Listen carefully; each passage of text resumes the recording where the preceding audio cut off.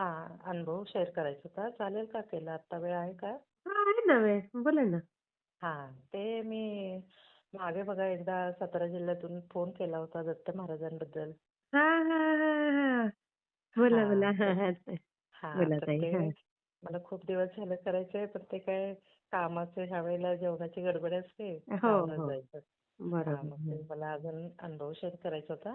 हं, तर ते तुम्हाला अनुभव शेअर केल्यानंतर दुसरी दत्त जयंती आले, हं. त्यावेळेला काय झालं म्हणजे सांगू ना?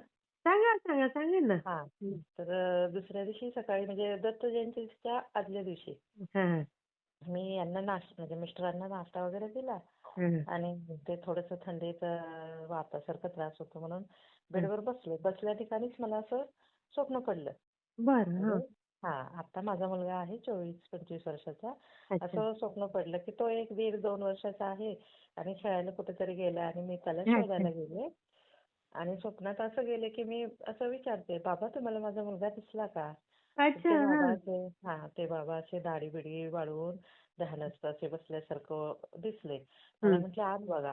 तर मग मी आत गेले, तर आत असं खूप शांत, प्रसन्न, सुंदर झाडी, वेली, फळं इतकं सुंदर होतं. वा, आणि मी किती- आत गेले, आत गेले हाक मारत मुलाचं नाव घेऊन. हं, तर आतमधून मला असं मंद दिव्य प्रकाश दिसला, सुगंध आला म्हणून मी वाकून पाहिलं. तर हं. तिथं ते अनसूया माता, 3 स्त्री बापरे. दत्त 3 दत्तांचे लहान अगदी जन्म झालेले बाळ असतात ना, अय्यो, तसे किती 3 भाग्यवान हो ताई, तुम्हाला स्वप्नात हो. येऊन दाखवलं एवढं. हो आणि टाईम काय असं रात्रीचं वगैरे नाही. सकाळी 10च्या दरम्यान. थोडं कंबर वगैरे दुखत होते म्हणून मी असं थोडंसं बेडवर अशी लवंडले. तेवढ्या अरे वेळेत मला स्वप्न पडलं दत्त जयंतीच्या आदल्या दिवशी. बापरे, हा. मी अशी डोकावून बघते आतमध्ये आहे का? आतमध्ये आहे का? आतल्या खोलीत आहे का हा माझा हा मुलगा? तर मला तिथून प्रकाश आला म्हणून बघितलं मी. तर हा. तिथं अनुसूया माता इतक्या सुंदर आणि इतके दत्त महाराजांची त्रिमूर्ती लहान अगदी बाल्यावस्थेतली. इतकी हो. सुंदर मंद प्रकाश, इतकं छान दर्शन झालं. असं वाटलं प्रत्यक्ष मी त्या काळातच पोहोचले जणू. आई ग, इतकं किती छान. छान वाटतं हो. आम्हाला ऐकायला पण. हो ना. आणि थोड्या वेळाने मी जागे पण झाले. मिस्टरांनी आवाज दिला, हं. एकदम जागी झाले. हं, म्हटलं हं, हं. बापरे! उद्या दत्त जयंती आहे ना. ते नाही का हो, मी बोलले होते तुम्हाला महाराज यायचे दत्त महाराज. बघा हां. ताई. दत्त महाराज म्हणजे कोण? हे नरसिंह सरस्वती स्वामी. ओ. ते होते. आणि स्वामींचे तर मला फार अनुभव येतातच अधूनमधून. ते दिव्यात बरोबर. तर चंद्रकोर, केळ, कमळ असं म्हणजे सारखं चालूच असते. काही ना काही तुम्हाला म्हणजे ते दर्शन देत असतात. हो. आणि त्यानंतर मला ना 24 मध्ये साधारण 24 मध्येच मेच्या दरम्यान मला ना ब्रेस्ट कॅन्सर झाला. काय? आणि हो. बापरे. ब्रेस्ट कॅन्सर झाला. आणि कळल्यानंतर म्हणजे मला असं माझ्याबद्दल मला एक किंचितही मला वाईट नाही वाटलं. म्हटलं परमेश्वराला आपल्याला हा टाईम दिला ते खूप झाला. वेळ काही-काही मुलं दिला. अगदी हां, हां, हां. हां. आत्तापर्यंत जगलो ते आपण खूप जगलो म्हणजे 40-45 वय हो. म्हणजे खूप जगलो. काय-काय 2-2, 1-1 वर्षाच्या मुलांना होतंय ते. हो, त्यांनी हो. कसं सोसायचं ना ते सगळं ट्रीटमेंट. आणि ते कळल्यापासून म्हणजे त्यावेळेला आमच्या आर्थिक क्रायसिस पण खूप चालू होते घरात. अरे. मिस्टरांनी एकीकडे पैसे भरले होते. ते सगळेच बुडली कंपनी आणि बऱ्याच लोकांनी असं मिस्टर खूप म्हणजे असे हे आहेत असं म्हणजे हवेत लगेच लोकांना देतात. तसे कडक अरे, दाखवतात वगैरे. अरे. खूप जणांना मदत म्हणून दिले. ते आज तागायत कोणी एक पैसाही दिलेला नाही माघारी.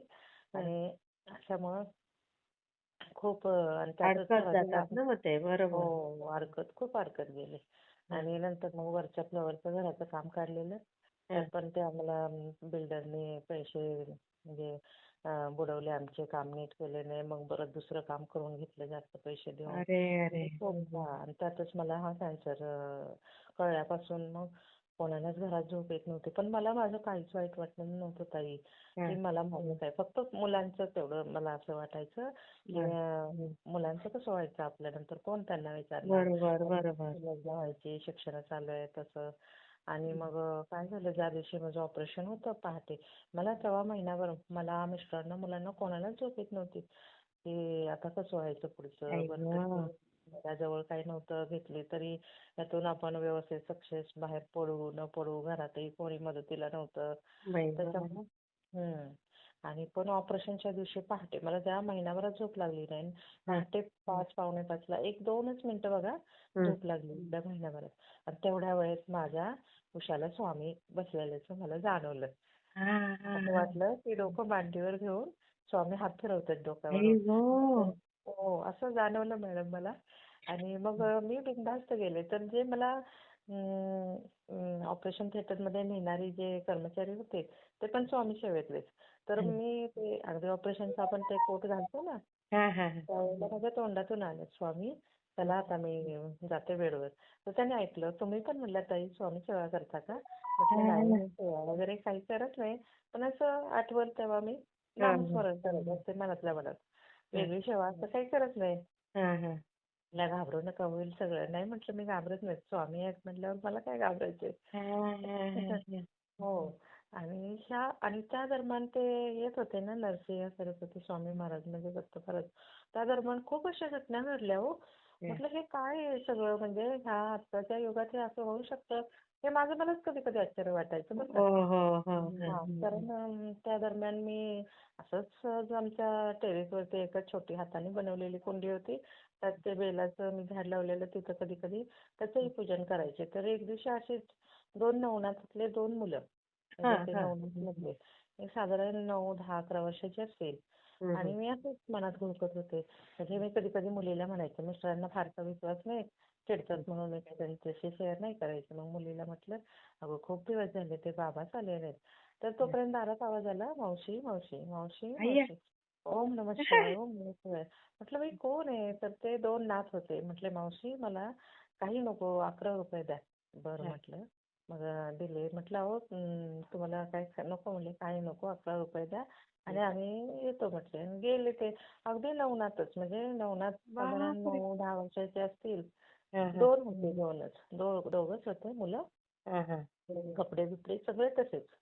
आणि बापरे! ते हं, झाले एक दिवशी परत मला असंच वाटायला लागलं उदास, की हं, बाबा आपण चूक केली आहे दत्त महाराजांना.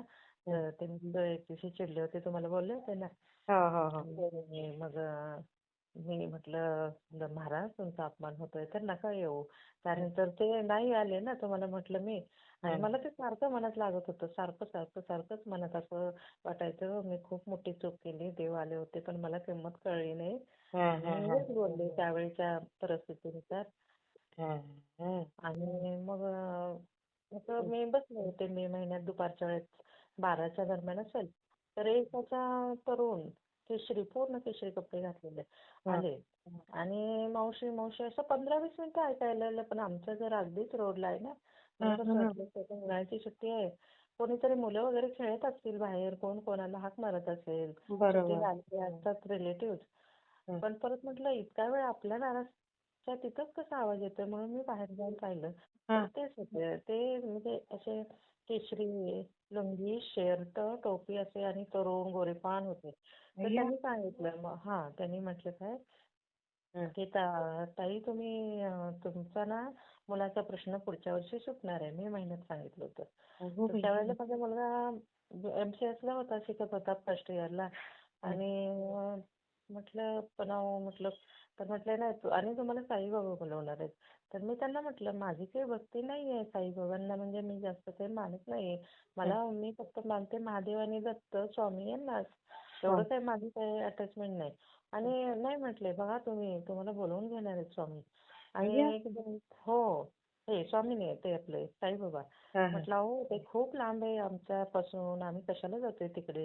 "नाही, हं. नाही बघा," म्हटले, "तुम्ही माझे शब्द तुम्हाला आठवतील." आणि तसंच झालं. एक 2-3 महिन्याचा काळ गेला आणि अचानकच मिस्टरांच्या काय मनात आलं, हं. गणपती विसर्जनाच्या दुसऱ्या दिवशी नाही म्हटलं, "आज जायचं शिर्डीला." मी अय्या! त्यांना बोललेले पण नव्हते. आणि हं. अहो गेलो आम्ही जाऊन आलो. तर मग आम्हाला मग आठवायला लागलं की खरंच ते म्हटले होते आणि ते म्हणले ना पुढच्या वर्षी मुलाचा प्रश्न सुटेल मे महिन्यात. ओह! आणि मग मे महिन्याच्या 2 तारखेलाच त्याला ऑफर आली जॉबची. अय्या! बघा हां. किती भाग्यवान आहेत ओ ताई तुम्ही. हो. IT मध्ये. पण ते त्यावेळेला त्याचं कॉलेज पण चालू होतं आणि हं. मग त्याला खूप लोड व्हायला लागलं. मग मॅडम त्याच्या बोलल्या, "अरे शेवटचं वर्ष आहे." हां, तसं हां. म्हटलं, "माझ्या घरी आर्थिक खूप प्रॉब्लेम आहेत. हां, म्हणून मी हां. ते करतोय. तर म्हटलं अरे एवढ्या वर्ष ऍडजस्ट कर, नंतर तुला तेच करायचंय. हो, आणि हो. असे म्हणजे बरोबर आहे. त्यावेळेला त्यावेळेला त्याच्यानंतर एक आपले हे काय हां. नवरात्र असतं बघा, हां, हां, नवरात्रीच्या हां. वेळेला काय झालं, कोरोनात नवरात्रीत मंदिरं बंद होती. पण हां. आमच्या गावात एक असं टेकडावर उंच ठिकाणी भवानी मातेचं मंदिर आहे. अच्छा. तिथे हां. मी कधी फारसे जात नाही बरं का. एकदा हं, दोनदा आमच्या नंदुबाई माझ्या लग्नाच्या आधी होत्या, त्याला झाले आता हं. 28-30 वर्ष, त्यावेळेला मी गेले होते. तर हां, हां. त्याच्यानंतर नाही कधी गेले. तर त्यावेळेला मला असं वाटलं की आता कोरोनात आम्ही आमच्या हं. देवीला जातो, गाडी करून नेहमीच जायचो. हां, पण हां. त्यावेळेला कुठंच गेलो नाही. म्हटलं जाऊ दे, आपण इथल्या इथं तरी भवानी मातेला जाऊन येऊया, म्हणून मी मुलीला बोलले. हां, हां. आणि आम्ही गेलो अगदी, आणि ते उशिरा गेलो. म्हणजे आमच्या बाजूचेच एक हां, काकू हां. होत्या, त्यांना कॅन्सर झालेला जिभेचा, घशाचा. तर अगो त्या बाई! दिवशी त्या गेलेल्या. मग ते सगळं आटपेपर्यंत आता शेजार धर्म आहे म्हटल्यावर आपल्याला तसं जाता येत नाही ना. बरोबर, बरोबर. मग त्यांचं सगळं आटोपल्यानंतर आम्ही गेलो. साधारण 6:30 पावणे 7, थोडासा पावसाची भुरभुर हो, चालू हो, होती. हो. मग मी आणि मुलगी गेलो. तिथं गेल्यानंतर देवीला आपलं हळदी-कुंकू, फूल वगैरे वाहिलं, थोडंसं नैवेद्य म्हणून. हं. ते थालीपीठ वगैरे आम्ही नेतो कडकनी दरवेळेला. हां, हां, हां. ते ठेवलं. नमस्कार करताना ते काय झालं, वरती भवानी मातेची रूपातली मूर्ती आहे आणि खाली अशी दगड रूपामध्ये आहे. तर ते अच्छा. तिथून फुल खाली पडलं. मला कसं वाटलं थोडंसं उंचावर मंदिर आहे, हां. पुढून वाऱ्याची झुळूक आली असेल म्हणून पडलं असेल. हां, म्हणून हां. मी उचललं आणि ते भवानी मातेच्या डोक्यावर परत ठेवलं अच्छा. हां, आणि हां. पुन्हा नमस्कार केला. तर पुन्हा पडलं. मला अगो दुसऱ्या बाई! वेळेला पण असंच वाटलं की ते हां, वाऱ्याच्या झुळकेनेच पडतंय. मग मी हां. उचललं, तिसऱ्या वेळेलाही पडलं. अय्या! तर ते मुलगी आमची म्हणते, "मम्मी असं कसं गं? तू ठेवल्यावर हां. फुल कसं पडतंय? ठेवून हात जोडलं की फुल कसं पडतंय?" म्हटलं, "अगं हो. पुढं कसं हे मंदिर उंचावर आहे, पुढं वाऱ्याची झुळूक येत असेल, हां, हां, हां. त्याच्यामुळं ते होत असेल." असा अंदाज म्हटलं, आला "अगं तुम्हाला. नव्हतं वारं येत, कसं काय पडत होतं?" म्हटलं, "काय माहिती." मग तिथून ते नैवेद्य नेलेले होते माझ्याकडे. मग तिथं एक गाय वासरू होती, पूजन केलं. मग तिथं अच्छा. एक एक सवाष्णी आणि 3 कन्या मला भेटल्या. मग आपलं हळदी-कुंकू लावलं. हां, हां. त्यांना पण प्रसाद दिला आपलं माझ्याजवळ जे होतं ते, हां. आणि आलं. मग एवढे असे बापरे! म्हणजे वरचेवर खूप अनुभव येत असतात आणि नाही असंच पण किती गावात एक सुंदर आहे हा ताई. म्हणजे मी हो. तर ऐकतच बसली. हो. असे किती अनुभव येत असतात मॅडम मला म्हणजे. पण हो ताई, मग संसारातलं शेअर फार केले सुख पाहिजे. मिळालं नाही. संसारामध्ये मला फार जास्त काही हे होत नाही. म्हणजे मला माणसं प्रेमाची भेटली नाहीत खरं. पण मला हे देवाचा देवाचं अटॅचमेंट खूप नाही, मिळाली किती म्हणजे. छान. पण हे खूप आणि महत्वाचं मिळालं तुम्हाला. आणि असंच मी दत्त महाराजांचं म्हणजे मला अजूनही गिल्ट वाटतं. हां. कुठून मला बुद्धी सुचली असेल त्यावेळेला माझ्या महाराजांचा अपमान होऊ नये म्हणून मी अशी अरे बोलले. बापरे! कसं काय म्हणजे आणि असं? म्हणजे मनातल्या मनात म्हटलं, "महाराज तुमचा जर अपमान होत असेल माझ्या घरी आल्यावर, तर हां. तुम्ही नका येऊ. तुम्ही फक्त मला अच्छा, अच्छा. बरोबर मनातून बोललात. आशीर्वाद द्या." हां, हां, हां. हां. तर आणि ताई मी खोटं सांगत नाही. मी तुम्हाला बोलले होते 40-45 वेळेला.